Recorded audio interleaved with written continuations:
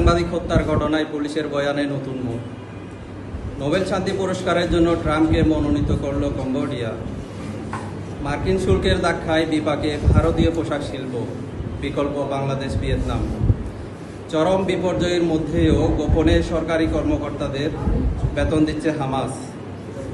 Heart অ্যাটাকে 5 মাস পর খেলায় ফিরছেন তামিম, খেলবেন জাতীয় লিগের T20-তে।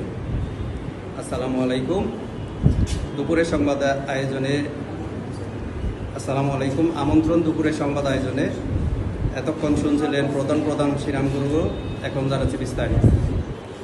গাজীপুরে সাংবাদিক আসাদুজ্জামান তুহিনকে কুপিয়ে হত্যার ঘটনায় ধূম্রজাল সৃষ্টির পর এবার পুলিশের পক্ষ থেকে এ হত্যাকাণ্ডের নেপথ্য তুলে ধরা হয়েছে। পুলিশের ভাষ্য, এক যুবককে দেশি অস্ত্র নিয়ে ধাওয়া করছিল হামলাকারীরা। সেই দৃশ্য ধারণ করায় নির্মমভাবে হত্যার শিকার হয় সাংবাদিক তুহিন।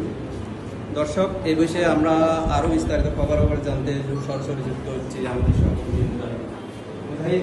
আপনি ঘটনাস্থলে আছেন, আমরা বিভিন্ন মাধ্যমে জানতে পারলাম গাজীপুরে সাংবাদিক তুহিনকে নির্মমভাবে হত্যা করা হয়েছে। আপনি এই বিষয়ে আমাদেরকে কিছু তথ্য দিয়ে সহযোগিতা করবেন। ধন্যবাদ।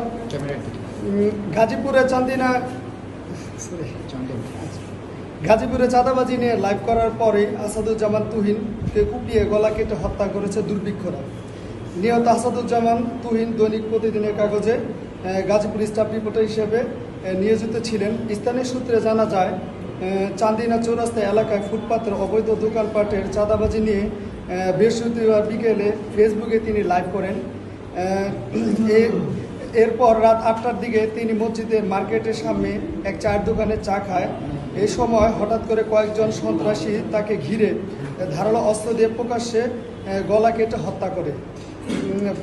বাসন থানার ভারপ্রাপ্ত কর্মকর্তা ওসি শাহিন খান বলেন, খুনিদের ধরতে পুলিশ অভিযানে নেমেছে। এই ছিল গাজীপুরে শেষ।